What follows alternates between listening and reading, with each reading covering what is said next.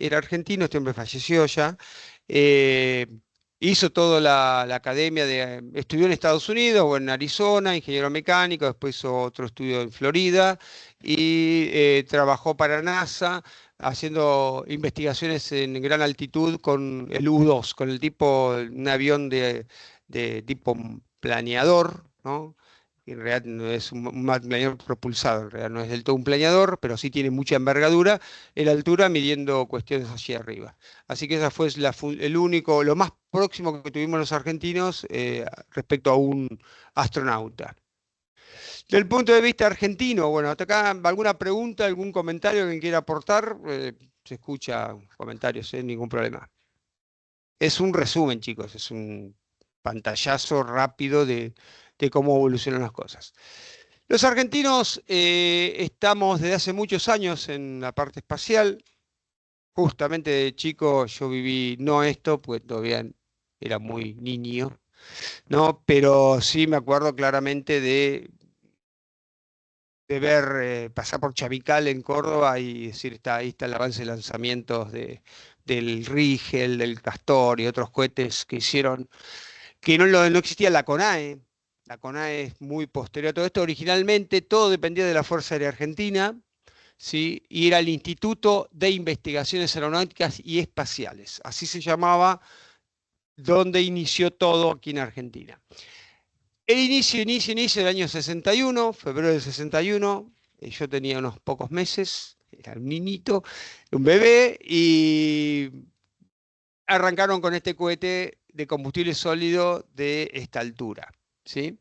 Pequeño, pero eran combustibles realizados en el país, el cohete del país tenía recuperación con un paracaídas, algo parecido a lo que están haciendo aquí los chicos que están trabajando en el proyecto del cohete, están haciendo un cohete de combustible sólido, Ximena que no está, y aquí Emilia que está ahí sentadita, escondida, pero están probando motores, están desarrollando unos motores cohete interesantes. La cuestión es que esta gente vuelan a este primer, en Pampa de Achala, Córdoba, vuelan el cohete, el Alfa Centauro, alcanzando unos 20 kilómetros de altura. Tenía instrumentos básicos. Piensen en la electrónica de ese momento. Hoy, Emilia, la electrónica que están usando ustedes tienen de todo, tienen cámara, pueden poner un montón de cosas. Bueno, después cuando venga Ximena que les cuento un poquito, pero en esa época la electrónica era otra cosa, ¿no?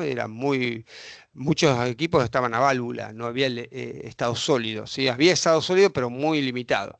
La carrera sigue en septiembre del 61, 61 también, superan al Beta Centauri, que eran dos etapas, ya era un poquito más sofisticado, pero siempre llevaron algunos elementos como por ejemplo telemetría. Podían medir, sacar alguna información, ¿eh? No era simplemente lanzar un cohete y probar a ver si podemos lanzar un cohete, sino que eso llevaban equipamiento que fue siendo cada vez más sofisticado, ¿sí? El Gamma Centauro 1 ya tenía 2,40 m de altura, ¿sí? Subió hasta los 60 kilómetros de altura casi, y tenía una carga paga de 5 kilos. Estamos hablando de cuestiones interesantes en cuanto a tamaños y lo que podían elevar, ¿sí? Estos lanzamientos también se hicieron desde la Antártida. Este cohete, el Gamma Centauro 1, también se lo lanzó desde la Antártida Argentina, no en la base Marambio, sino en otra base, ¿sí? Y Estados Unidos y Rusia eran los primeros que habían lanzado para investigar la alta atmósfera este tipo de sonda. Argentina fue el tercer país que lanzó desde Antártida para estudiar la alta atmósfera con estas cohetes sondas. Son cohetes sondas, básicamente. La idea era eh, aplicarlo para evaluación de la alta atmósfera. Evolucionando en el 65, pasamos a las Orión. El Orión 1 también era un lanzador bastante más grande que los anteriores, ya estamos hablando de estructuras metálicas, motores más grandes, ¿sí? Y el Orión 2, que también llevaba un poco más sofisticada la electrónica. Acá podemos ver la cápsula, ¿ven? Aquí adentro llevaba la electrónica, hasta había una cápsula que después albergó a un pequeño ratoncito, Belisario, famoso, ¿no? Y después a un mono, el mono Juan, ¿sí? Ambos animales fueron y volvieron sin problema, pero obviamente ninguno salió de la atmósfera terrestre. Hicieron una trayectoria balística, volaron hasta cierta altura y luego bajaron con un paracaídas. 8.000 metros de altura alcanzaron, estamos hablando de alturas que donde hoy vuela un poquito más arriba, vuelan los aviones de transporte, pero bueno, tenían sus pasos. Y acá ya venimos al Rigel. El Rigel es, junto con el Taurus, debe haber sido de los grandes cohetes que hizo Argentina. 2 etapas, unas cargas pagas importantes, alcanzó el Mach 5, era supersónico, 30 kilos de instrumentos podía llevar, ya estamos hablando de un aparato muy sofisticado respecto a sus antecesores. Acá podemos ver una etapa y una segunda etapa, la carga paga estaba arriba. Esta es la plataforma móvil, el lanzador estos se lanzaban desde Chamical, provincia de La Rioja. Y era móvil, como pueden ver, tiene un hidráulico, bueno, podían posicionarlo y hacer el despegue en función de la dirección que querían alcanzar. Alcanzó 295 kilómetros de altura. ¿eh? Importante también su distancia. Ahí lo tenemos al pobre Mono Juan, preparado para con un traje espacial o un traje parecido a un traje espacial, en una sillita, agarrado obviamente y poniéndole seguramente algunos sensores para ver cómo reaccionaba el mono ante las grandes aceleraciones que producen este tipo de cohetes, ¿sí? Y las condiciones de la alta atmósfera. Eh, Aquí podemos ver, en este se ve al Canopus 2, también parecido al Rigel, un poco cambiaba la parte de la primera etapa, tenía más motores, era de más empuje, llegó a los 500 kilómetros, ¿sí? El motor Castor, que era que lo impulsaba, tenía aproximadamente pesaba 280 kilos y una carga útil de 75 kilos. Acá lo que esta imagen es muy interesante. Esta es la parte de la cola. Esto es en Córdoba, en la fábrica militar de aviones, lo que hoy es la FADEA. Fíjense la electrónica esto es un banco de ensayos de fatiga de un componente de este cohete, es esta parte de acá, estas son las aletas, ¿sí? Bueno, imagínense, esa máquina es del 60 y pico. Eso, si algún día cuando vayan a ver la Instron que tenemos nosotros, es parecido a todo esto porque es de esa época.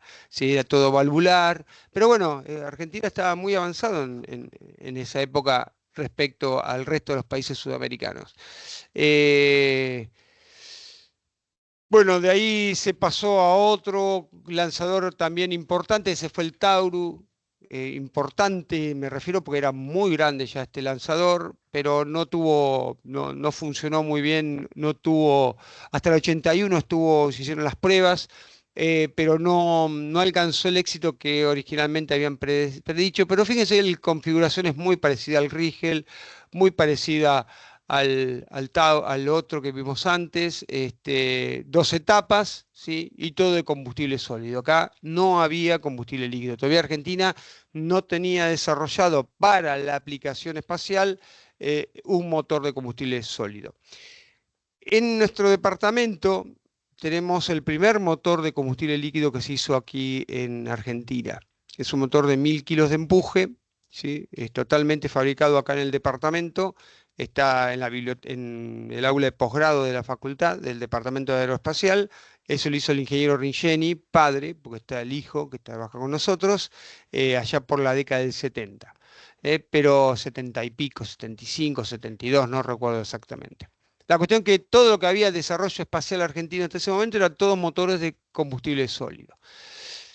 El Cóndor 1, este ya fue pensado como un elemento ya para la guerra, un balístico, también de combustible sólido, tenía sistema de dirección inercial, era bastante sofisticado con respecto a los anteriores, se venía incrementando la los conceptos de incorporar electrónica y control, ya no sea simplemente una trayectoria balística, ¿sí? Argentina producía su propio combustible, como les comentaba antes, nunca dependió de otros países para hacerlo. Y finalmente llega el famoso proyecto que ahí es el final de este Instituto de Investigaciones del Espacio, de Aeronáutica y Espacio, que es el misil Cóndor 2.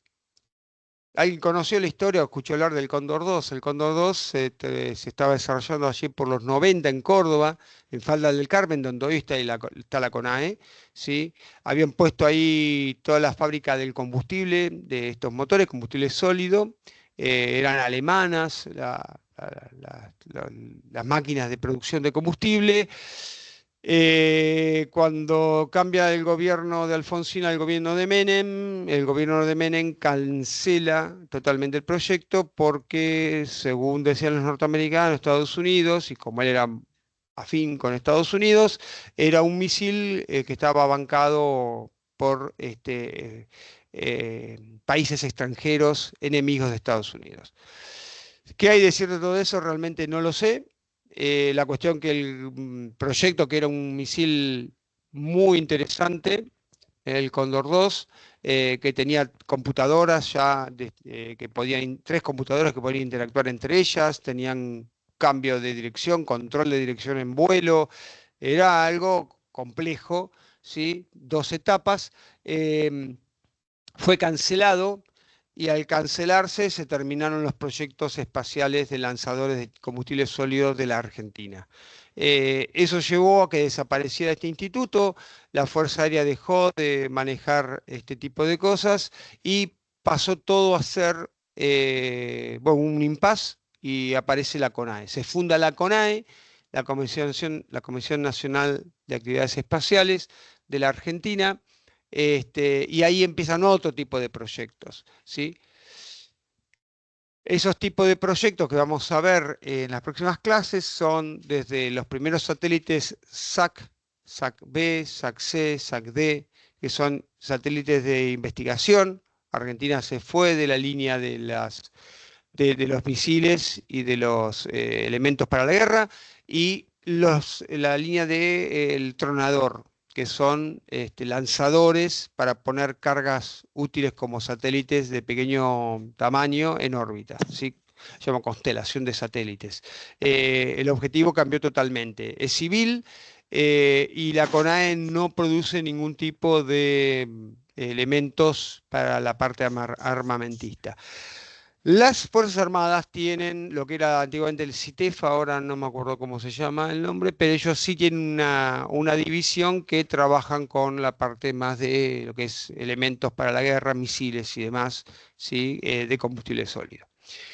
No sé qué hora es, pero me fijo y 9:25. Si quieren, porque ahora vamos a pasar a la parte aeronáutica, vimos la parte espacial, después van a tener todo este documento en el Drive, ¿sí? Junto con la grabación, así que los quieran repasar.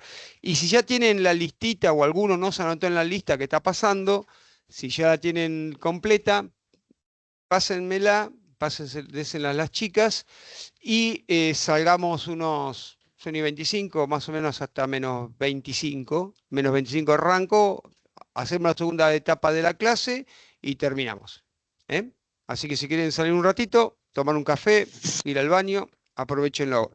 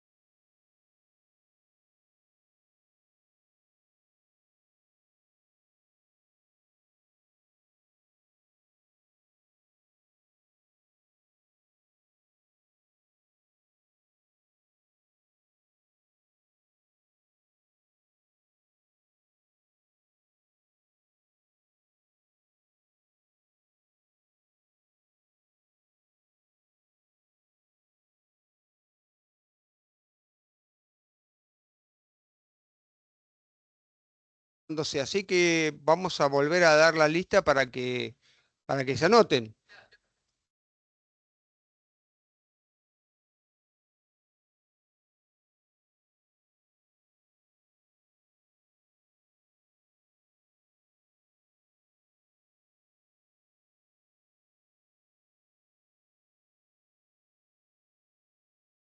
El tema es el siguiente, fíjense que el otro día, el miércoles pasado, teníamos la mitad más o menos de gente, un poquito menos quizá, ¿no? Mi idea es que redistribuirlos, vamos a tratar que los dos grupos estén cómodos, así que alguno de ustedes va a pasar al grupo A, ¿ok? ¿Sí? Por eso necesitamos saber la lista, porque realmente no sabemos cuántos son.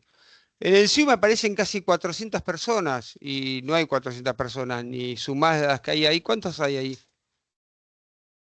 Claro, hay 100 y acá habrá otros 150, 250, no hay 400.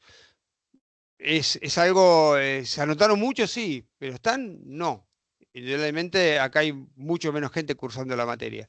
Y eso es importante porque nosotros nos da una idea de cómo manejar el grupo. Si no tenemos 400 que 250. Es así de sencillo. Así que por favor contribuyan de su parte a completar la lista, así nosotros podemos redistribuir a la gente. Bueno, bárbaro. Seguimos. Bueno, con respecto a lo que es la historia de la aeronáutica, que fue la base de todo lo que hoy tenemos, porque nace con la aviación todo, el hombre siempre, siempre, vieron, a ver, aquello que no es demostrable en la antigüedad se lo atribuían a los dioses, ¿no es cierto? ¿Quiénes volaban? Y los dioses. El hombre no volaba, no tenía capacidad de volar. ¿Qué volaban? Los pájaros.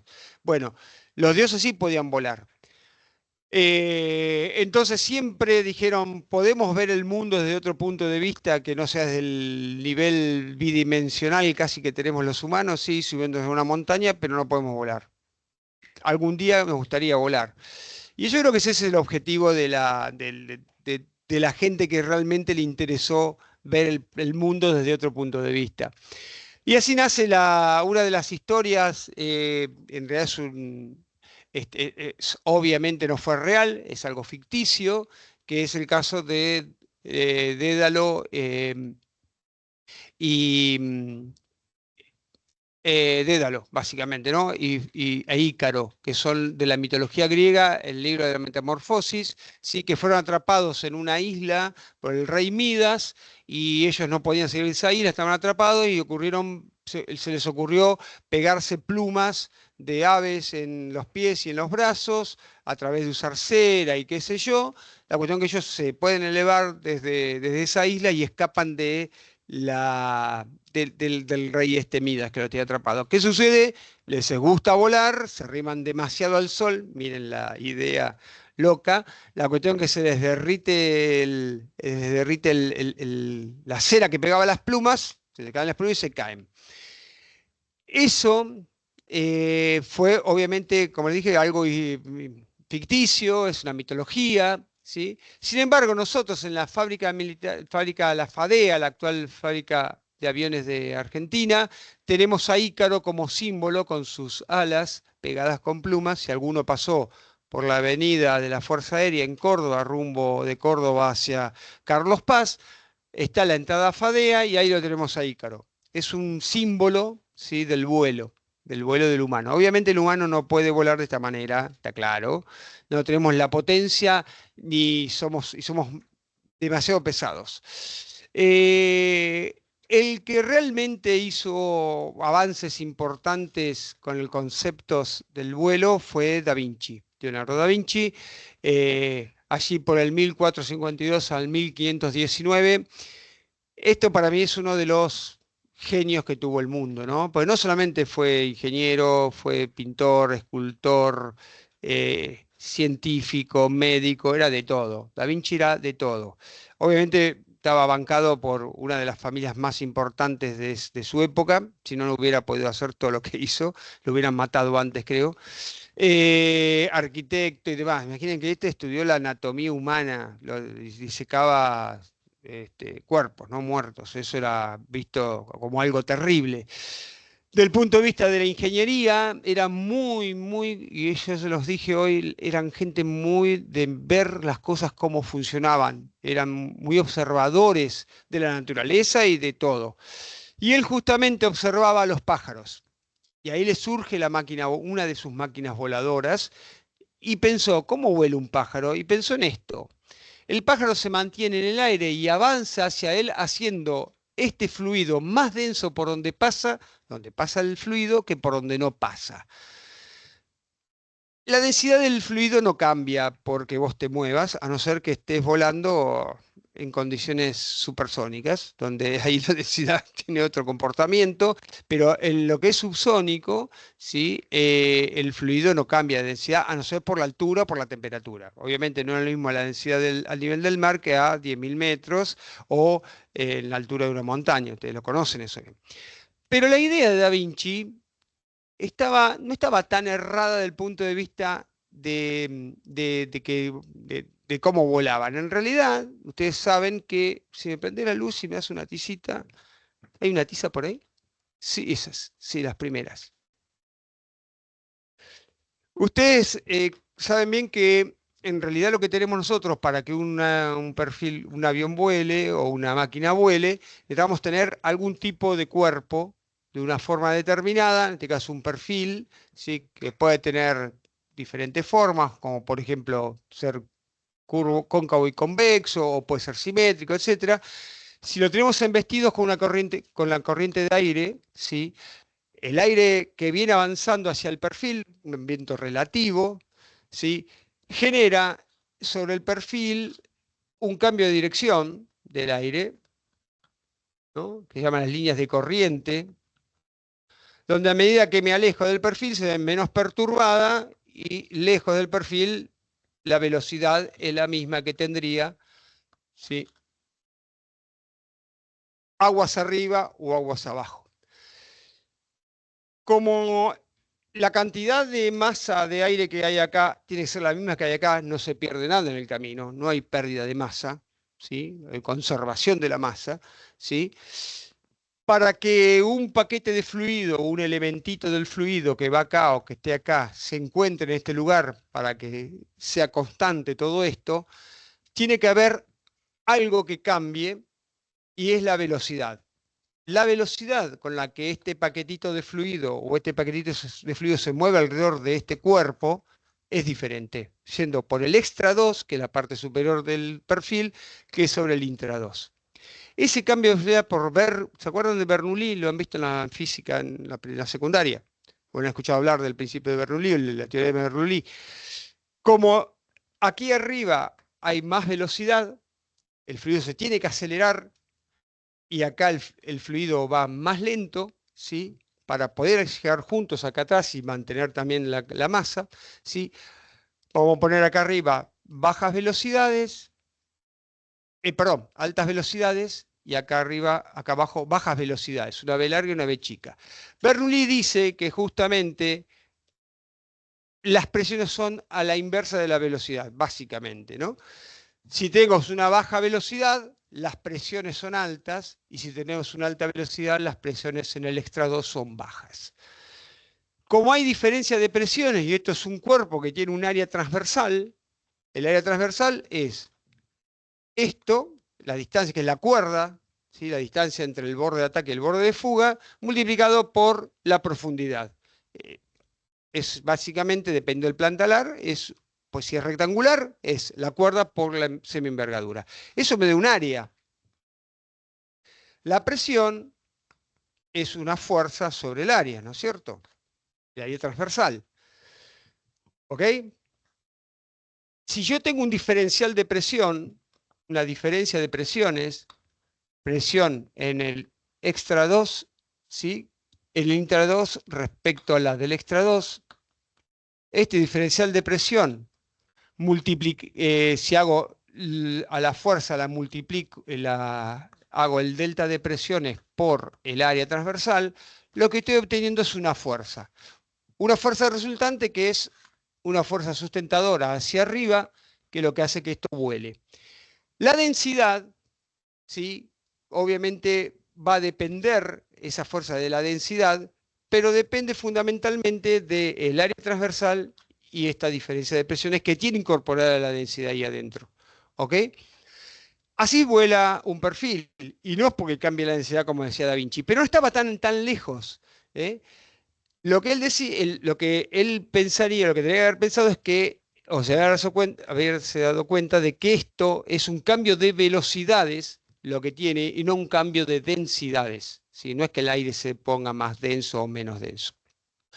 Obviamente que los días fríos como hoy, el aire tiene una densidad mayor, y un día como la semana pasada, que hacía 44 grados, la densidad del aire es menor. ¿Por qué? Porque las moléculas de aire están más expandidas con el calor y en el caso del frío están más juntitas. Entonces el aire se torna más denso. ¿Eh? Apagame las luces, por favor. Sí, es así. Entonces, otra máquina voladora que diseñó Da Vinci, que el otro día estoy viendo unos videos, hicieron en una universidad de Estados Unidos, hicieron una modificación del tornillo aéreo de Da Vinci y lo pusieron y hicieron un dron con este tipo de hélice. eh, y salió volando. Era este helicóptero o esta hélice, porque en definitiva una hélice ¿qué es? Es un tornillo que se enrosca. Es la hélice del tornillo. El concepto es lo mismo. Lo que pasa es que no es lo mismo enroscarse en un sólido, una madera, por ejemplo, que enroscarse en el aire que tiene una densidad recontra baja. ¿Eh? Entonces, pero el concepto es que si esto se girara, se enroscaría en el aire y generaría una fuerza hacia arriba que vencería el peso de esta máquina. La otra máquina que nunca voló es impulsada por fuerza humana, el hombre iba acostado acá y con un sistema de palancas movía las alas, las batía y de esa manera él decía que podía volar. En realidad no tenemos, aquí están las alas, tipo, todo eran alas murciélagos, no sé por qué, de esa forma. Es muy loco, pero lo mantuvieron por mucho tiempo. Vamos a ver otras fotos que eran todas alas de ese estilo. Bueno, vamos a poner acá este videíto que cómo vuela el hombre y la única manera que tiene de volar el hombre es tirándose de cabeza con un traje, ¿sí? Y volar a 300 kilómetros por hora con una... Ahí lo tenemos al señor, se va a tirar desde un acantilado ahí en los Alpes suizos. Eso es un traje que lo puede cerrar, lo abre y genera una superficie de sustentación, esta superficie, y gracias a que... Ahí está, se tiró. Y gracias a que vuela a 300 kilómetros por hora, puede generar una sustentación para vencer su peso. Igual va acá en caída, ¿no? Obviamente no vuela horizontal, fíjense cómo viene con ángulo de picada, ¿no? Bueno, le pasa finito a las rocas. Obviamente que esta gente, el 50% muere, el otro 50% sobrevive. Es básicamente la supervivencia es esa, porque en cuanto le viene como pasa por el lado de las rocas, un golpecito en alguna y ya no queda nada, ¿no? Va por junto a un río seco, ¿no? Bueno, esta es la única manera que tiene el ser humano de volar, no por su propio medio, pero sí con su cuerpo, digamos, ¿no? Porque no aletea este señor. Él iba bajando hacia el valle y al final lo que hace es desplegar un...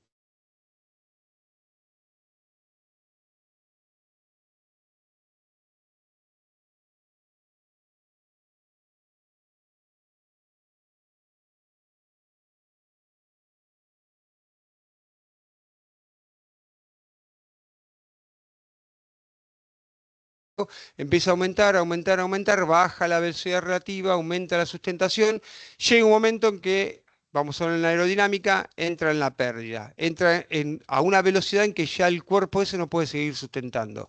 ¿Qué hace esa?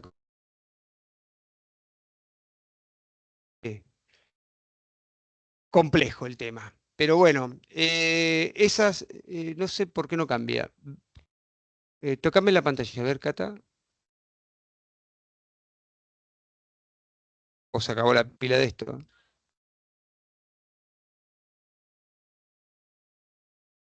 Ahí está.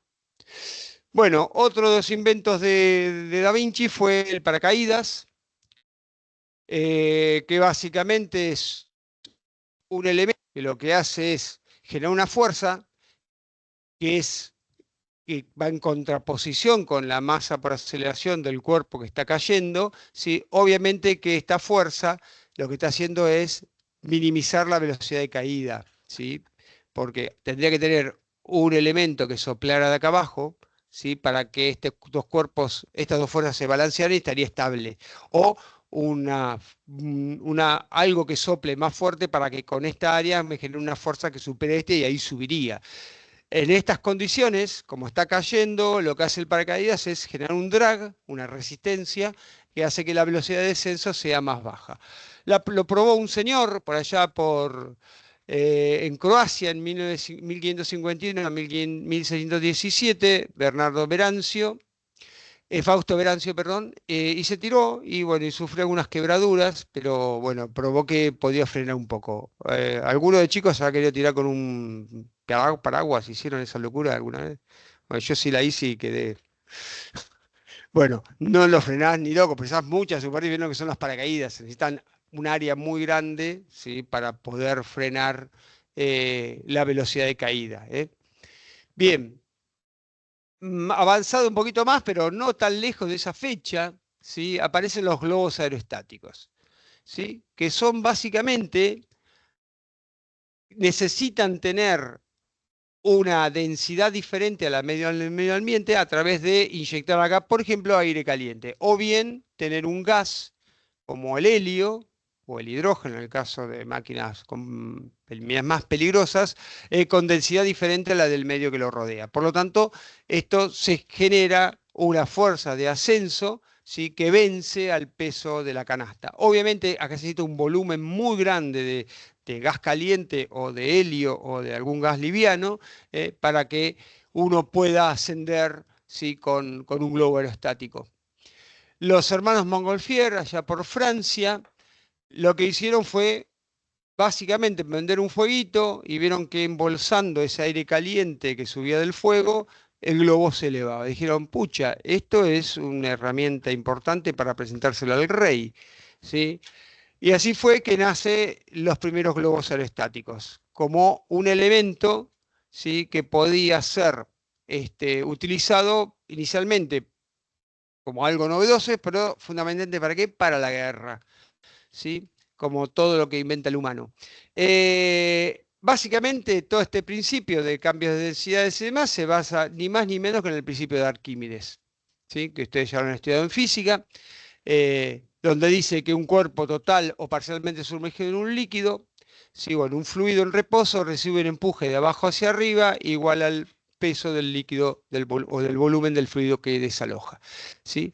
Entonces, el concepto este de globo nace en realidad con los franceses, ¿sí? Con los hermanos Montgolfier, ¿sí? Y ascienden hasta 300 metros de altura con el primer globito.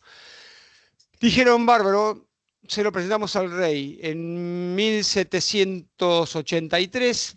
Tengan en cuenta simplemente las fechas para que vean que estamos hablando, en qué siglo estamos hablando, ¿no?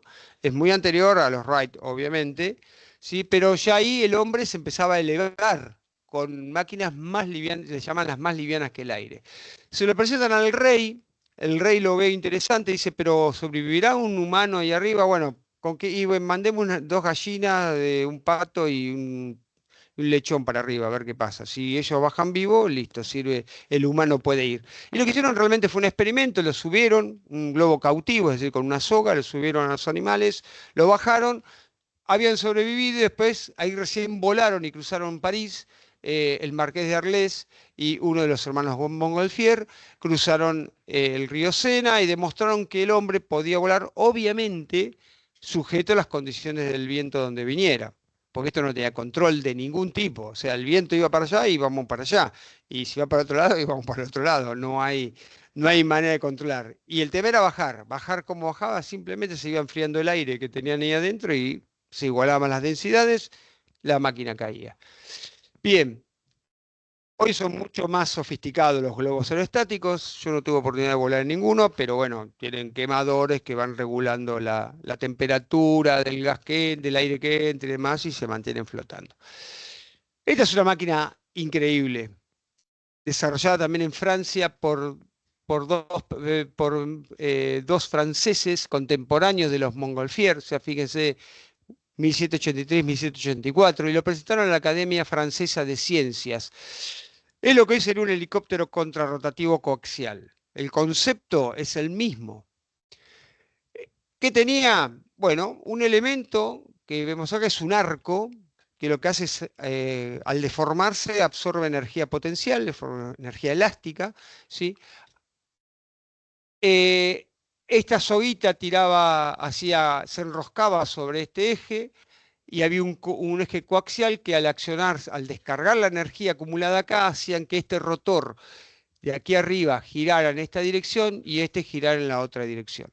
Lo que generaban eran hélices girando así y hélices girando así. No había cúpula resultante, o sea, se cancelaban los dos momentos, con lo cual no había un giro de la parte del centro, pero producieron un empuje hacia arriba. ¿Por qué? Por diferencia de velocidades a través de usar un perfil. En este caso era una alita simplemente plana con ángulo de ataque. ¿Eh? Esto lo probaron, volaba, o sea, y ahí demostraron que se podía volar, ¿sí? Con máquinas, con alguien que generara algún tipo de energía, en este caso energía elástica almacenada en el arco, y transmitiéndola a un eje y de ese eje a un sistema de aspas o de alas, de paletas, que movían eso.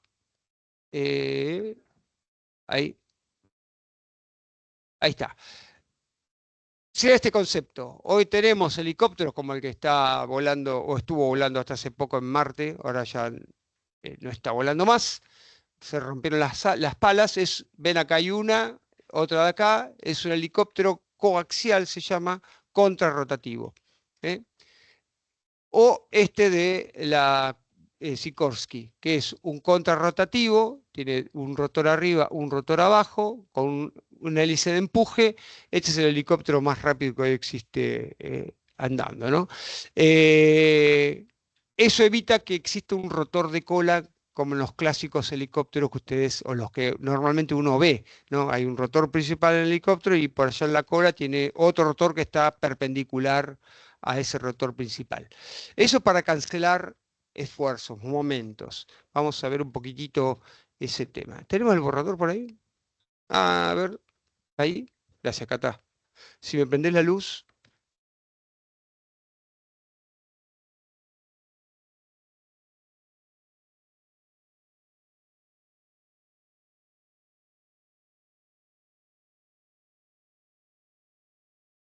Dejé la tiza. ¿Dejé por ahí la tiza? Ah, mira. Gracias. No, básicamente, ustedes saben que a toda acción existe una reacción, ¿no es cierto? Bien, si usted tiene algo que gira así, en esta dirección va a haber una acción opuesta a esa dirección, a la reacción de ese elemento que está rotando, ¿sí? Si yo tuviera algo que rota así, el fuselaje me rotaría en la otra dirección. Entonces estarían los pilotos dando vuelta adentro de la cabina cuando el rotor está girando para el otro lado. Lo que hacen los helicópteros, básicamente, si este es mi rotor principal,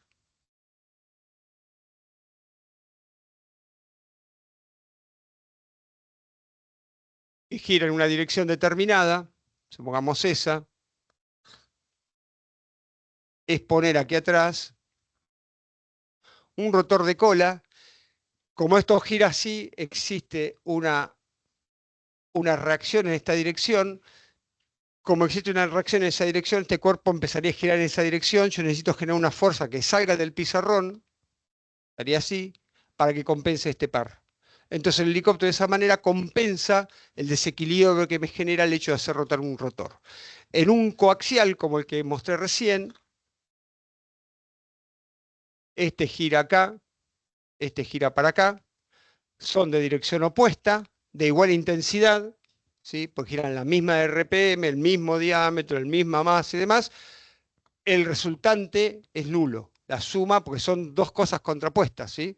Se suman con signo negativo. En módulos son el mismo valor, del punto de vista del signo son de signo opuesto. Por lo tanto, se cancelan los momentos. Y esa es la gran ventaja que trae este concepto, por ejemplo, para llevar un pequeño helicóptero a Marte. Imagínense que llevar esto a Marte, una configuración tradicional de helicóptero, hubiera sido el punto de vista estratégico un desastre, porque esto es gigante. Esto ocupa un volumen. Lo otro, queda esto nomás. Todo esto desaparece. ¿Eh? Son las estrategias que hay de este tipo. Apagame la luz, por favor. Y ahí está, perfecto. Por eso se utilizó este tipo de elemento para mandar allí a Marte. Bien.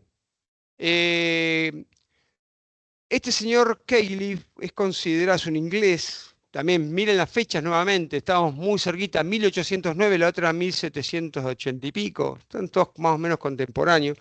Cayley es considerado el primer científico aeronáutico, primer tipo que estudió, o un científico de la aviación. Es de los primeros que pudo justamente investigar, si era un avanzado Cayley. Y entre las cosas que planteó Cayley era que se necesitaba tener algún elemento que generara potencia. Estaba pensando en un motor, que todavía no existían los motores a explosión, ni siquiera estaban apareciendo el motor recién los motores a vapor, ¿sí? Entonces dice, no necesitamos fuerza humana, sino necesitamos una fuerza que venga de otro tipo, una energía que venga de otro lado, y era a través de esto, de pensar en una expansión brusca. Motor, básicamente estaba pensando. Y Cayley desarrolla esta máquina voladora en prototipo, que era, fíjense, 4 rotores, parece un dron actual. Obviamente que en esa época el concepto estaba, lo que no había tecnología para desarrollar esta máquina, ¿sí? No había motores eléctricos, no había nada. ¿Eh? Esta es la máquina, perdón, la máquina de Cayley, ¿eh? 1, 2, 3, 4 rotores inclinados, ¿sí? Para que la resultante de la fuerza pasara por el centro del fuselaje. Obviamente no voló y quedó solamente en un concepto. Un discípulo de este señor Cayley es Henson, también inglés, ¿sí? Que hizo este avión, lo fabricaron este avión. Tenía dimensiones importantes, 30 metros de envergadura, es decir, la distancia entre alas era de 30 metros, una cosa grande. Una carlinga que abajo iba la gente, ¿sí? 2 hélices impulsoras, las tenía atrás, no tractoras como tiene la mayoría de los aviones. Y el motor que utilizaba era un motor a vapor. Obviamente nunca voló. Imagínense un motor a vapor. Ustedes vieron lo que son han visto en un video o en la película lo que son las locomotoras de vapor. Son unas cosas gigantescas, pesadas y demás, pues necesitamos aguantar la presión que hay ahí adentro. Obviamente la potencia que generaban esos motores era extremadamente baja comparada con el peso de ese motor y el peso del avión. Entonces esto no prosperó, no voló, pero la idea estaba un estabilizador de cola, un ala, un fuselaje y 2 hélices para impulsarlo. Ahí lo tenemos la otra vista ¿ven? Un carrito abajo, rueditas, el concepto de un avión actual, obviamente bastante feo, pero avión al fin, ¿no? Con muchas riostras, estructuras arriostradas. Arriostradas son estos cables, ¿no? Otro discípulo de esta gente y contemporáneo, Stringfellow, y también inglés, hizo algo más sencillito, hizo modelos pequeños, un aeromodelista era básicamente. Y este sí voló, tenía un pequeño motor de vapor, ¿sí? Y pudo hacer vuelos cortitos, pero demostró que con un monoplano, con un fuselaje y una cola, uno podía llegar a hacer volar un aparato, más pesado que el aire. Se le llama así porque ya usaban, eran pesadas estas cosas, ¿no? Ya digo, un motor a vapor no es liviano. Tenía 2 hélices, una hélice acá y otra hélice acá, del tipo impulsoras también, no tractoras.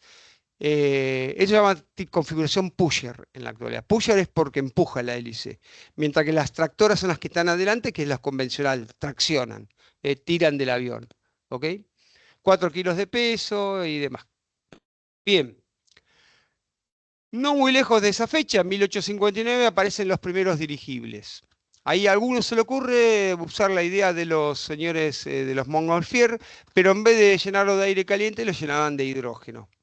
Un temita un tanto complejo, ¿no? Porque el hidrógeno, como ustedes saben, es terriblemente reactivo, peligroso. La cuestión es que generan estos zeppelines, después se llamaron zeppelines, eran globos, ¿sí? Dirigibles, eh, y tenían motores, los primeros motores a explosión de baja potencia, desarrollados por un francés, 6 HP. Cualquier scooter que está dando vuelta en la calle tiene más potencia que eso. ¿Eh? Entonces, pero ya tenían motor. Ya Cayley, lo de que Cayley dijo que había que usar algo que generara potencia, ya estaba cumpliéndose, ¿sí? Ya había alguien que metió un pequeño motorcito en el dirigible y el dirigible ya ahora lo podían controlar. Podían decir, voy para allá o voy para acá y tengo mi propio impulso y no dependo de la dirección del viento solamente. El que dio el paso definitivo en los grandes dirigibles fue von Zeppelin, ¿sí? En Alemania, ¿eh? Que hizo estos grandes dirigibles, el Hindenburg y otros más. Tenía motores, dos motores Daimler, lo que fue después Daimler-Benz. Fíjense la potencia, 14,5 HP. Tenía 29 HP de potencia todo este monstruo. Nada, nada. La que tiene una motito chica, ¿no? La cuestión es que con eso cruzaban el océano. Hasta que un día el Hindenburg, que fue uno de los grandes Zeppelin, tuvo un accidente en Estados Unidos, una descarga eléctrica o un sabotaje, no se supo bien. La cuestión que se prendió fuego y murió mucha gente y fue el fin de los Zeppelin o los Zeppelines, como se les decía. Porque acá adentro estaban llenos de hidrógeno. Una bomba voladora era. Era cuestión de que en algún momento una chispita y chau. Actualmente los cepelines o los dirigibles, mejor dicho, que andan dando vuelta, no tienen hidrógeno, llevan helio, ¿sí? En bolsas estancas, son bolsitas independientes, cosa que si se pincha una, el resto sigue funcionando. Esto no, era el globito tenía mucho gas adentro. Y acá viene del punto de vista, desde mi punto de vista, el primer tipo que voló, en realidad, el primer avión. Los Wright, lo que pasa que son estadounidenses y grabaron todo y documentaron todo. Este pobre tipo era francés y no documentó nada, o lo que documentaron lo destruyeron en realidad. Que fue Ader.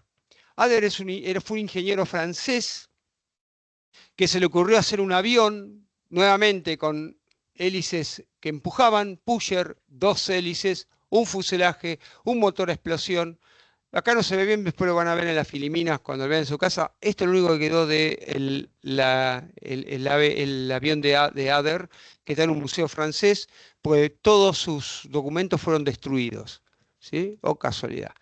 Los hicieron para el ejército francés, voló, voló por sus propios medios, digamos, no necesitó de alguien que lo empujara, sino que con sus propios motores pudo despegar, voló un trayecto, aterrizó, bueno, se rompió, que yo, y aparentemente a los militares franceses no les interesó el tema. Y terminaron dándole de baja, pero Ader para esta altura había invertido un montón de su tiempo, un montón de desarrollo, parte de su fortuna, y dijo, listo, no se fabrica más, se terminó mi trabajo. Quedó en la nada, quedó todo destruido. Queda muy poca información de Ader en alguno que otro Clement Ader en Francia. Pero este fue el primer vuelo realmente. Lo que pasa, no lo documentaron y ya les digo, destruyeron parte de la información. Otro que estuvo a punto de volar primero que los Wright fue este señor, Otto Lilienthal, en Alemania. Fíjense nuevamente las fechas, 1896, están todos ahí, son diferencia de 30 años, 20 años de diferencia. Otto Lilienthal, que era ingeniero también, perfeccionó el vuelo con este tipo de alas. Vuelo en planeador, sin motor. Y tenía como 2000 saltos. Saltaba de unas lomas ahí por Berlín y él con sus estructuras podía controlar el vuelo y dirigirlo y sin problema, hasta que decidió ponerle el motor y antes que le ponga el motor en uno de sus saltos falleció por una ráfaga descendente de aire, él perdió el control y se mata, o sea que no pudo volar. Pero hubiera sido uno de los primeros también hombres en volar antes que los hermanos Wright, ¿sí? Igual no le quito mérito a los Wright, guarda, chicos. El punto es que se lo atribuyen a ellos el primer vuelo porque le hicieron bien.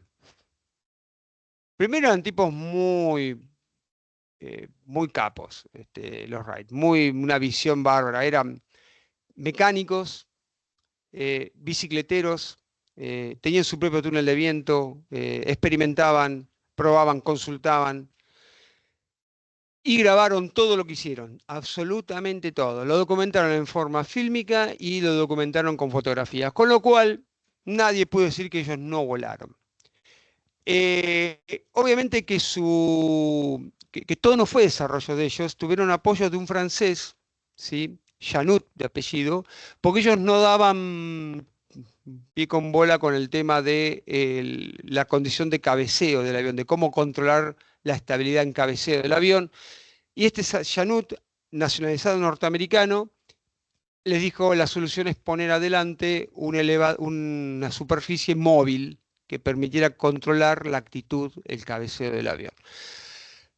Con esa solución y con acostándose de panza en el ala, con un motor de auto adaptado y con dos cadenas a dos hélices impulsoras, todos tienen hélices impulsoras, nadie usa la tractora, y una configuración Canard. Canard es por el pato, ¿no? Canard se le llama cuando uno tiene el ala aquí y adelante tiene otra alita. Le dicen, es el avión que vuela al revés, le llaman algunos, ¿no? Porque está justamente opuesto, no tiene cola. El avión vuela para allá, el Canard es este es el ala principal. Eran de ese estilo, Canard. Canard, como con D final. Canard. Es por la forma que tienen los pájaros de volar. Vieron que los patos vuelan en forma de, esto se llama vuelo Canard, ¿sí? Bien, la cuestión es que ellos adaptaron un motor de auto, pero no tenía la suficiente potencia para despegar por sus propios medios. Como pueden ver acá, no tiene ruedas, tiene un esquí.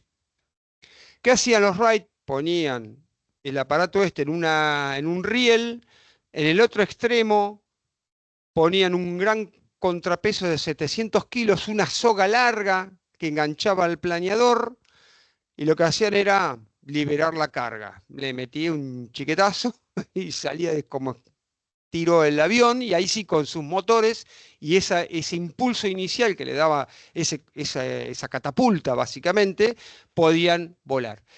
Lograron volar, lograron controlar el vuelo y cada vez fueron increyendo los minutos de vuelo, con lo cual demostraron que era una máquina que tranquilamente podía seguir evolucionando en algo mucho más complejo. Y así fue.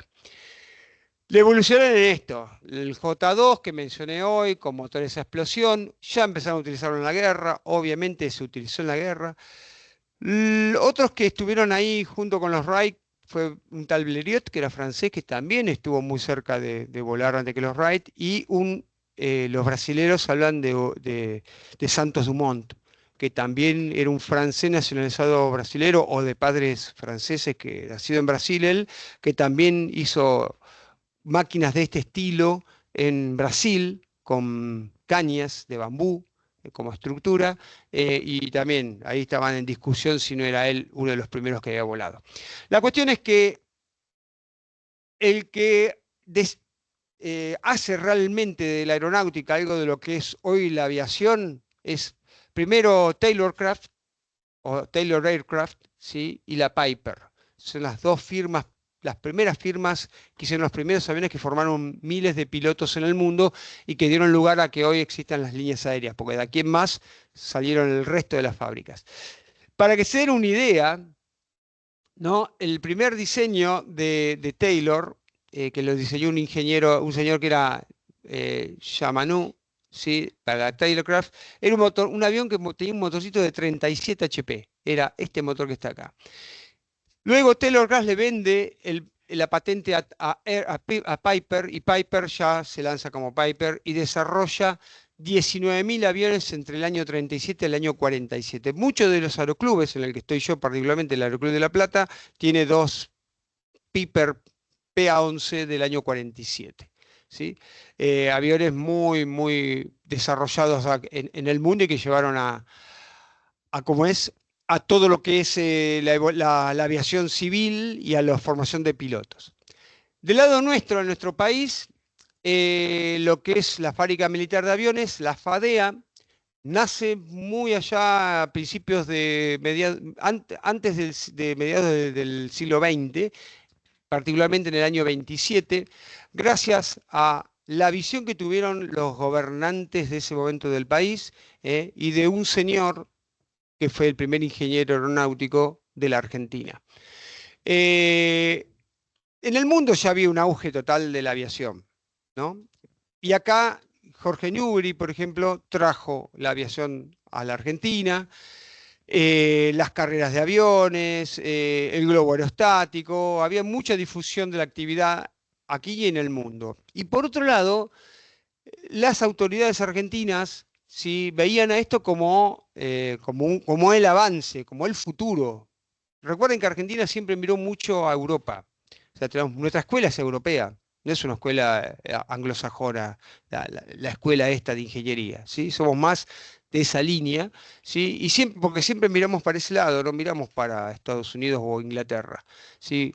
Este, la cuestión es que nace la conciencia aeronáutica y la necesidad de hacer algo en el país, de tener una industria aeronáutica nacional, porque era estratégica. Así lo demostraban los países más avanzados.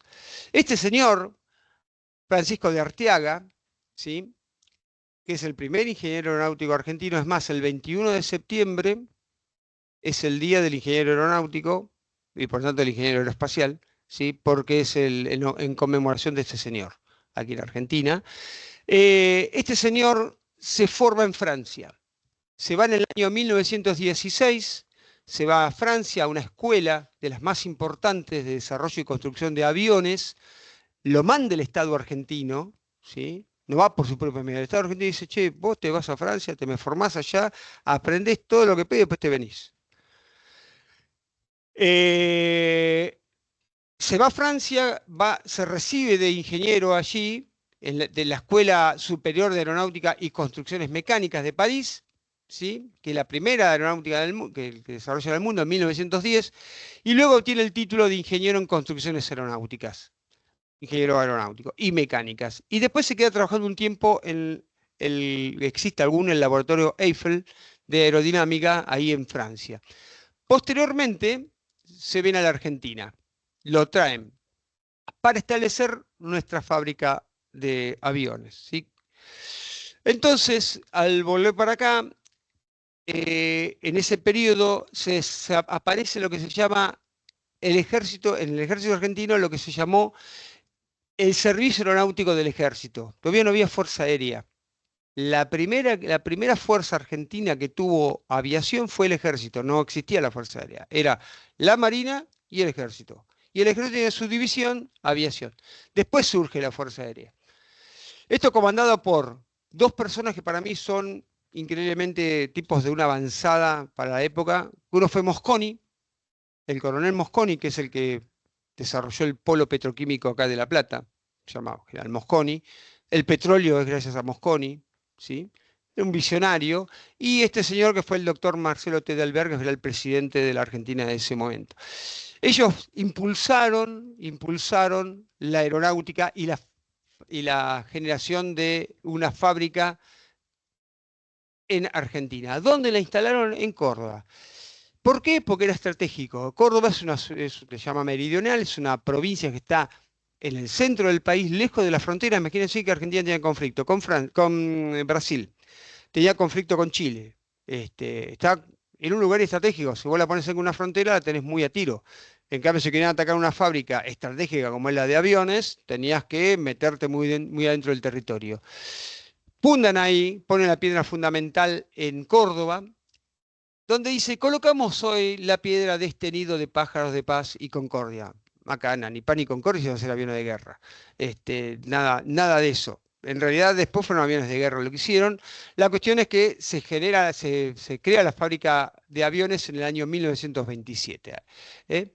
¿Quién va a ser su director? Francisco de Arteaga. Ok. Vamos a definir las primeras etapas. Se pueden ver diferentes etapas de la fábrica. Las primeras eran simplemente montaje de aviones. Por ejemplo, esto que es un avión, el Avro K504, que es un avión de entrenamiento, era bajo una licencia inglesa. Este avión, hay uno que se fabricó acá, una réplica, desapareció de la faz de la Tierra este avión. No existe casi el avión en sí, ¿no? Y Argentina fabricó hace unos años atrás una réplica idéntica a través de unos planos que consiguieron en Australia. Una cosa una maravilla de todo de madera, chicos, una cosa hermosa. ¿Qué es este avión? Para entrenamiento. Y después lo que fue para mí una de las máquinas más lindas que voló, que es el Focke-Wulf 44, 190 unidades. Todo esto bajo licencias. Estas operaban para, acá lo ven con la bandera argentina, voló para la Armada Nacional, ¿sí? Y para el ejército, ¿sí? El Focke-Wulf. Y fue muchos aviones que estaban en escuelas de vuelo en aeroclubes. Más acá, ya un desarrollo, el primer avión argentino, puro argentino, con motor argentino, el IA-22, con un motor, el indio, perdón, el gaucho, el indio y el gaucho eran los dos aviones, eh, totalmente construido en Argentina, diseñado por ingenieros argentinos, de entrenamiento avanzado para los pilotos, ¿sí? Fabricado en la fábrica de Córdoba bajo la dirección del ingeniero San Martín. El ingeniero San Martín fue otro referente de la Argentina. Ustedes no lo conocieron, no conocen de la historia, eso está interesante porque San Martín, el gobierno de Perón, primer gobierno de Perón, toma la fábrica desde el director de la fábrica y lo que hace es desarma un prototipo de estos, lo tira en un hangar, desparrama y llama a todos los productores de partes, ¿sí? De Córdoba, que es un gran centro de producción de componentes mecánicos. Y decime, ¿vos qué podés hacer de todo esto? Y yo puedo hacer esto, ¿vos qué podés hacer de todo esto? Lo que hizo el tipo es abrir el juego. Dijeron, bueno, proveedores argentinos de Córdoba y de otros lados, ¿no? Y ahí fabricaron diferentes unidades y se hicieron 200 aviones de esto. Hubo 200 IA-22 DL. ¿Saben por qué DL? ¿Alguno sabe la historia de esta? No, son muy chicos, demasiado chicos. Cuando San Martín va Perón a visitar la fábrica de aviones y le dice, ¿y cómo va esto? Y va bien, señor presidente, pero la verdad es que viene complicado, por esto no. Dele, dele, le dice, como diciendo, sigue adelante que yo te voy a bancar. Y le pusieron DL por eso, por el dele, dele que le dijo Perón a San Martín. Fue bastante particular, por eso figura como DL en todos los libros de historia. ¿Eh? La cuestión es que esto impulsó a toda esa aviación. Luego el boyero, ya el avioncito más copado, y el Pulqui 1. Este señor que ven acá, de traje azul, bueno, está Morchio y Ricciardi. Morchio era el ingeniero a cargo del desarrollo del Pulqui 1 junto con de Boitán, que era un francés que trajo, este avión es un de Boitán modificado, un avión francés, que le incorporaron una turbina Nene.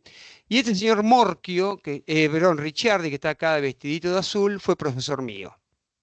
Ese hombre ingeniero aeronáutico era militar, le decíamos el Comodoro, porque venía a la clase de todo vestidito de milico acá, ¿no? Y un día, yo no lo sabíamos que era militar, que era piloto de la Fuerza Aérea, que era ingeniero aeronáutico, daba una materia llamada Introducción a las Ciencias Espaciales, que estaba recopada, estaba muy buena, que ya no está más. Y un día dice, les voy a traer el proyecto que estuve trabajando muchos años. Dijimos, ¿qué proyecto es? El Pulqui 1.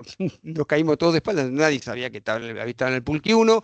La cuestión que en el viejo departamento de aeronáutica, yo era estudiante de cuarto año, eh, trajo unas diapositivas y nos mostró todo el desarrollo del avión. ¿Qué se hizo todo eso? Se ha perdido en la historia. La cuestión que este señor, que acá era un cadete, era un estudiante de ingeniería y un cadete de la Fuerza Aérea, trabajó en el proyecto Pulqui 1. Era realmente un tipo, y es más, y gracias a él, el Departamento de Ingeniería Aeronáutica, ahora espacial, tuvo el primer contacto con la CONAE para trabajar en el primer satélite, el SAC-B, perdón. Y ahora tenemos al Pulqui en el Museo Aeronáutico, el primer avión a reacción de toda Sudamérica. Sí, es el Pulqui 2. Este es el de Kurtank. Este es el Pulqui 1. Pulqui 1 que tenía la turbina aquí adentro, era diferente la configuración, no tenía las en flecha. El Pulqui 2, que es el que tenemos ahí, es el desarrollo de la línea de Kurtank, del alemán que vino después de posguerra. Bien, y acá en nuestra vista tenemos la fábrica militar de aviones, un ala volante Horten, el naranjero que transportaba naranjas desde toda la zona de Misiones hacia la provincia de Buenos Aires y capital y toda esa zona. Este otro avión que es el Querandí, que es un avión de transporte y demás. Está un Ranquel, avión que se usó para fumigar y para... Bueno, todo desarrollos argentinos. Bueno, les recomiendo el libro de Reimar Horten, escrito por un argentino. La historia de Horten. Horten fue el padre de las alas volantes. Era un genio realmente. Lo terminé de leer el otro día y es realmente apasionante. Tuvimos acá adentro gente increíble. La gente muy fuera de órbita. Bien, todo esto lamentablemente se destruyó, chicos. No hay nada. Del ala volante Horten no quedó nada. Del Querandí creo que queda uno tirado por ahí en algún rincón. Y el resto se fue destruido después del golpe militar de la llamada Libertadora, que no fue Libertadora de nada. Los proyectos aeronáuticos siguieron. El Guaraní, que es este avión biturbohélice de transporte que tanto sirvió para la Fuerza Aérea como para el ámbito civil. Líneas aéreas de Entre Ríos, la ER, lo usaba para transporte desde Buenos Aires a Entre Ríos. Y ahora ya se descontinuó todo. Pero bueno, fue una evolución de un montón de aviones. Y desde el punto de vista de la parte militar, bueno, el IA-63, el Pampa con sus distintas versiones. Yo estuve en la fábrica de aviones cuando era estudiante y estaban haciendo el Pampa, el primer Pampa, los primeros tres prototipos, eh, que era bajo un trabajo con la empresa Dornier, que tampoco existe más, que era una empresa alemana. Y mucho más acá, en los 90, el CBA 123, un avión hermoso, que era con motor, una turbohélice impulsora, que era desarrollado entre Argentina y Brasil para hacer un avión de transporte regional. Esta era muy linda máquina, hicieron tres prototipos, volaron mucho, pero justo Brasil entró en una crisis económica. Argentina todavía no había entrado en la crisis de la época de Alfonsín, todavía estaba más o menos, y no pudo seguir Argentina sola con el proyecto. Al caerse Brasil, se cae Argentina, el proyecto se canceló. Pero resucitó unos años después con el Embraer 145, que es básicamente la trompa de este avión, la parte trasera de este avión y el fuselaje más largo, es para más capacidad de gente, que fue un éxito. Lamentablemente Argentina ya ahí no participaba. ¿Por qué no participó? No porque no quiso participar. El Brasil lo invita a trabajar a Argentina, pero le habían privatizado a la fábrica de aviones, estaba Lockheed, y en ese momento el costo de mano de obra que pasaba Lockheed era el mismo costo de mano de obra que tenía Estados Unidos. Y los brasileños dijeron, no hay manera, no, y se fueron a trabajar con los chilenos, así que nos quedamos fuera de nuevo. Venimos de errores en errores. Bueno, Pucará, gran máquina de de ataque contra guerrillas. Ahora lo han actualizado el Pucará, le han cambiado las dos turbinas por unas Garrett. Está actualizado porque estas turbinas se descontinuaron. Hizo muy buen papel en la guerra de Malvinas. Una gran máquina el Pucará, una insignia argentina. Acá la tenemos con las nuevas motorización, con las turbinas turbohélice Garrett. Y en lo civil tenemos, en el año 57 se funda esta fábrica, se llamaba Fábrica de Aerodinos Germán Bianco. Germán Bianco fue un inmigrante italiano que tenía una marmolería, pero era fanático de los aviones. Y en posguerra se va a Italia y trae la posibilidad de fabricar este avión en Argentina, que es el Macchi MB-308. Esto es en Argentina, esto es en Don Torcuato, esto es en la en Diagonal Norte, en Capital Federal, esto es Don Torcuato. La cuestión es que fabrican varios aviones de estos, era todo de madera, con maderas nacionales estaba fabricado. Lo que venía de metal venía de Italia, ¿sí? El motor era un Lycoming, era estadounidense. La cuestión que este avión, como pueden ver con matrícula argentina, Lima Victor, ¿sí? Todos son argentinos, fabricados aquí en el país, se vendió muchísimo estos aviones en Argentina, ¿sí? Era biplaza y triplaza. Esta señora que está acá hoy tiene 80 y pico de años, una persona con la cual tengo una relación de amistad muy grande, la hija de Germán Bianco, que fue la que me facilitó las fotos, porque yo reconstruí con otros dos amigos míos un avión de estos, hicimos de dos, hicimos uno y hicieron un viaje a Ushuaia. Bueno, fue un trabajo muy interesante que hicimos. Eh, la cuestión es que me hice muy amigo de la señora, me dio un montón de información y la historia de su familia, porque acá no es más ni menos que la historia de esa familia. Y esta fábrica perduró hasta que un día dejaban dar los préstamos del Banco Nación para comprar este avión. ¿Por qué? Por las presiones que hicieron las grandes firmas Cessna y Piper en Argentina, porque no podían vender el producto de ellos. Y sí vendían esto, porque era mucho más accesible. Listo, murió la fábrica Germán Bianco. El lobby de las grandes empresas terminó destruyendo una empresa nacional. Lo que suele ocurrir particularmente en Argentina en diferentes ciclos. Bien, este es el que reconstruimos. Hizo el viaje desde La Plata hasta Ushuaia, el avioncito con 90 HP para dos personas, cruzaron el Canal de la Mancha, el Canal de la Mancha, perdón, el Canal de Beagle, hicieron varias paradas y después volvieron desde Ushuaia a La Plata con este bichito todo reconstituido. Esto es por allá en Río Grande, esta foto, en un hangar de Río Grande. Sicaré, bueno, ¿conocen quién fue Sicaré? No saben, bueno, Sicaré es un señor que falleció hace 2, 3 años atrás. Fue uno de los pocos, de los genios que yo he conocido en mi vida, porque este hombre no tenía más que el séptimo grado. No había hecho ningún estudio. Era un intuitivo total. Un tipo que de ahí adentro salían un montón de cosas. No es casualidad lo que fue Pirincho, Sicaré, no es casualidad lo que era, porque él en realidad fue criado en el campo con recursos mínimos y todo lo que tenían que resolver lo resolvían con lo que tenían. El típico argentino lo arreglamos como podemos con lo que tenemos, ¿no es cierto? Eran torneros de familia tornero, él era tornero, era de todo un poco. Para que se den una idea, a los 11 años, estaba en quinto grado, construye su primer motor de 4 tiempos, o sea, tipo especial. Yo los 11 años, no sé qué estaba jugando a la bolita, no estaba haciendo un motor de 4 tiempos, ¿sí? A los 12 años no continúa los estudios, termina la primaria, él me decía, yo entro a las aulas y me siento mal. No le gustaba estudiar. eh, Me dice, me da vergüenza, pero nunca te voy a mostrar mi boletín de calificaciones. Princho, no necesitas mostrarme nada porque vos sos un fenómeno, le digo.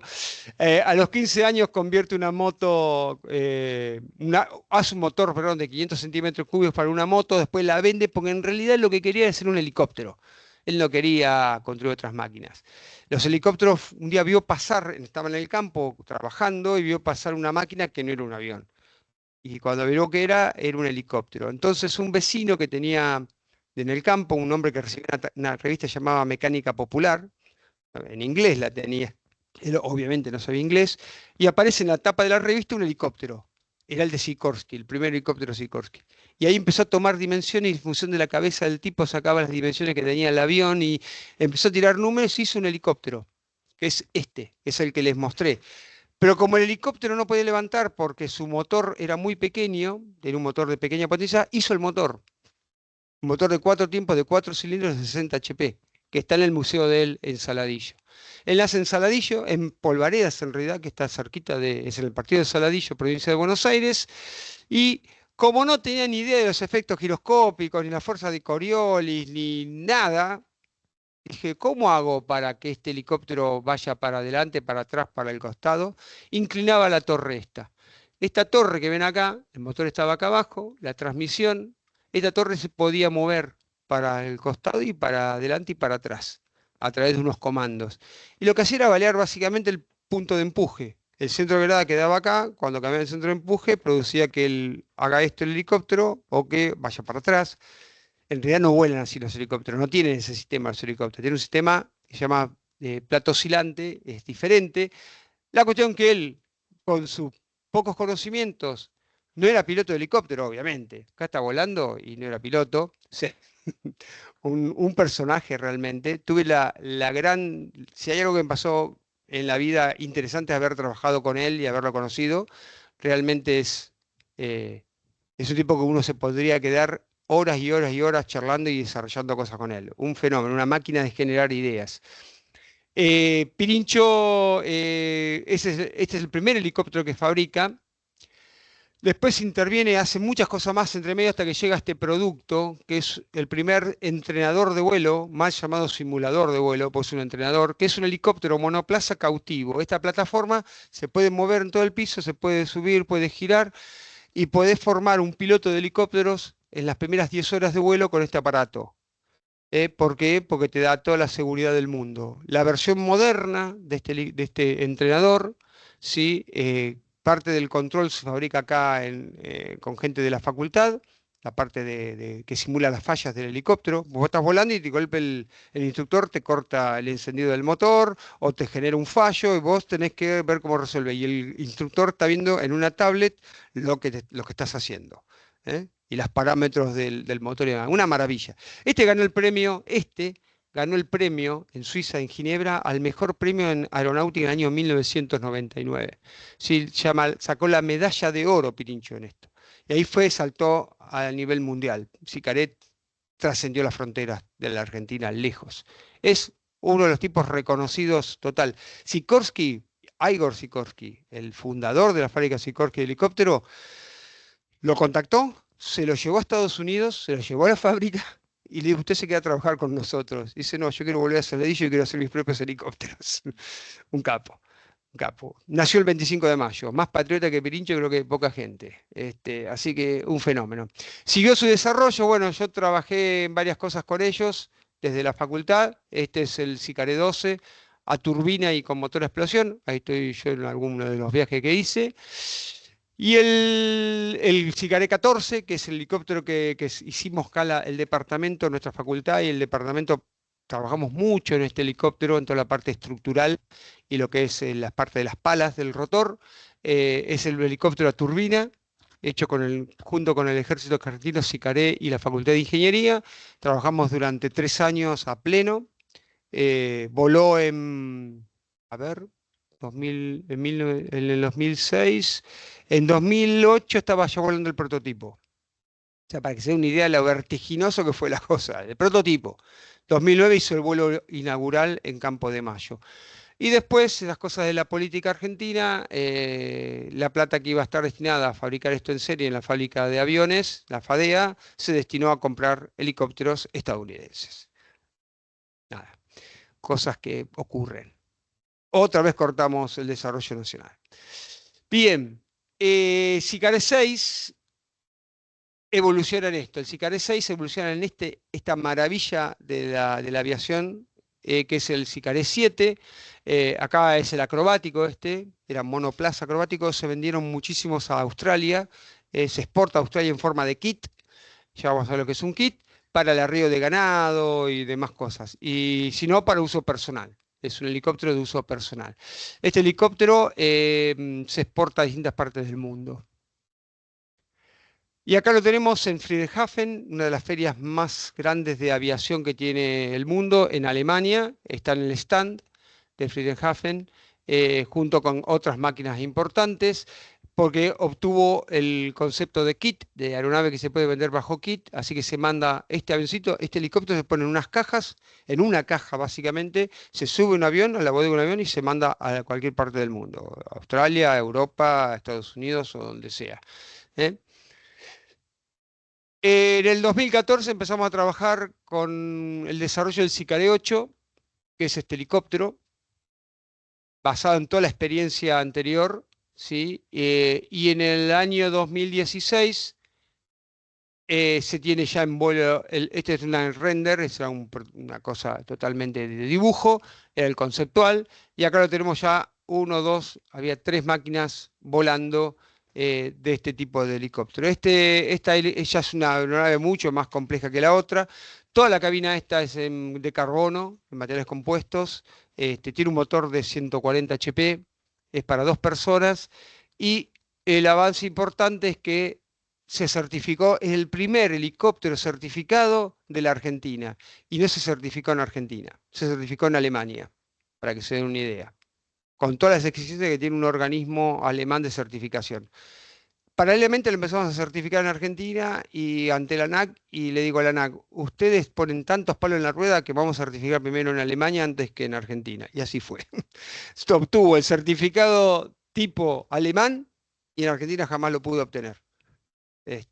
Otra de las cosas que no se entienden a veces de acá del país, la cuestión que Sicario hoy exporta al mundo. Es una empresa argentina que exporta un producto de gran valor.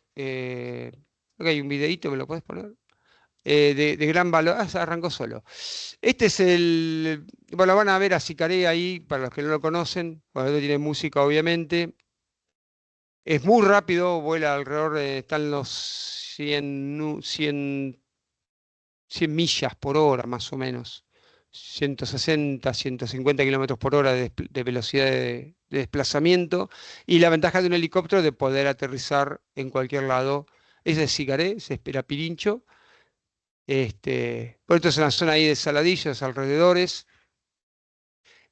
Pesa vacío, sin combustible y sin gente, está en los 290 kilos y tiene un peso máximo al despegue de 450 kilos. Bueno, ahí lo tenemos ya en buena altura. Fue probado en diferentes niveles de vuelo, es turbo alimentado el motor, o sea, puede volar hasta tranquila. A 3.000 metros ya pesas oxígeno para el humano, pero el helicóptero puede superar el techo de los 3.000 metros. ¿Sí? Y ahí está el 7, un Sicaré 7 y los Sicaré 8. Y esta es la empresa ahí en Saladillo, algún día espero que podamos ir a visitarla. Bueno, pasa lo que es el 12, pero así no nos retenemos tanto, no sé qué hora es. Ah, bueno, déjalo, es un videito más. Este es el más grande de los Sicaré, el Sicaré 12, también un biplaza lado a lado, pero ya tiene un motor de 180 HP. Estamos hablando de un Lycoming 360, bueno, también es muy bonito helicóptero, muy. Todas las palas, los rotores principales y de cola son de materiales compuestos, ¿sí? Todo es de fibras de vidrio, ¿sí? El motor es un motor Lycoming, como les decía, la cabina es de fibra de vidrio, ¿sí? Los componentes del rotor y demás son todos aluminios aleados, y mucho acero y aluminio aleado de diferentes categorías. Eh, y bueno, un aparato ya más pesado, 710 kilos de peso máximo al despegue, ya estamos hablando contra 450 que tiene el chiquito. Eh, Así que bueno, una máquina, ahí hay dos de los que se fabricaron como 6 de estos. Lo que pasa es que también el coste de este helicóptero es mucho más alto que el del Sicaré, el más chico, ¿no? Bueno, después si quieren ver el video más en detalle, como les digo, les pongo ahí abajo, está a donde lo pueden ver, si a alguno le interesa entrar más en detalle. Fíjese que estos helicópteros, al tener dos palas nomás, uno los puede sacar y poner dentro de un hangar, lo lleva desde la cola, lo empuja desde ahí, lo llevas con dos rueditas hasta la plataforma. Es muy práctico, ahí se sacan las ruedas. Este es uno de los hijos de Sicaré. Y bueno, y ahí está con uno de los. Lo pone en marcha, bueno, todos los sistemas en contacto. Sicaré y nuestro departamento trabaja desde el año 94 en conjunto, es decir, un montón bueno, hoy los dos ingenieros aeronáuticos que están allá son recibidos acá. Yo estuve viajando durante muchos años por diferentes proyectos y siempre hubo ingenieros nuestros. En un momento llegó a haber 5 ingenieros aeronáuticos trabajando en la empresa. Y siempre trabajaron con nosotros, siempre tuvieron, o sea, tenemos una línea. Trabajos finales, yo he dirigido como 6 trabajos finales relacionados con helicópteros, ¿sí? Así que ahí en esa maquinita hay mucho aporte de chicos que alguna vez fueron estudiantes como ustedes. ¿Eh? Interesante, iban a la fábrica, metían mano, estaban con los técnicos, una experiencia importante, ¿no? Es como venir a trabajar al CTA o lo que están haciendo ustedes con el CTA y demás, ¿no? La maqueta es una fábrica y tenés por ahí otro ambiente un poco más fabril y no tan de investigación como es esto. Si Sicaré hace bastante investigación para lo que es una empresa argentina, ¿no? Bueno, otra máquina, otra fábrica de aviones en Argentina es la fábrica del proyecto Petrel, que hacen este avión, también muy bonito, certificado para dar escuela de vuelo y demás, un biplaza lado a lado. Están aquí en Mercedes, provincia de Buenos Aires. Es un avión clásico, de estructura clásica. Otra empresa con la cual estamos trabajando hace un tiempo, que es Aviem Aeronáutica SRL, fabrica este avión de diseño nacional.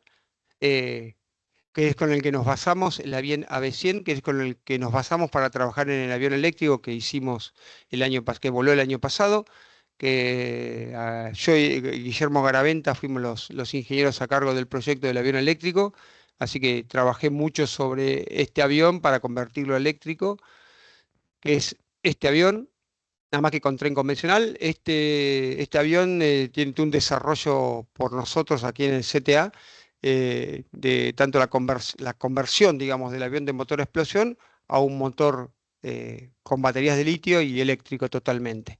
Eh, este avioncito voló el año pasado, el 12 de septiembre. Este es el primer vuelo, y lo vemos despegando allí atrás. Voló muy bien, voló acorde a todo lo que habíamos planificado, los ensayos que habíamos hecho, los cálculos que habíamos hecho también. Y bueno, estamos ahí en una etapa de ensayos en vuelo. ¿Están dando el video o...? No, no están dando. Quédate ahí. Pues veo la Tierra, pero ahí está. Ahí viene despegando ese puntito que se ve ahí. Despegó muy corto, mucho empuje. Tuvimos de... Bueno, y ahí está volando el AB-100 E-Power, impulsado con toda batería. El primer avión eléctrico puro, puro que vuela en Argentina. ¿Eh? Desarrollado por una empresa privada y por una universidad pública, en este caso nosotros, la Universidad Nacional de La Plata. Bueno, esto es todo. No se han pasado la lista. Eh,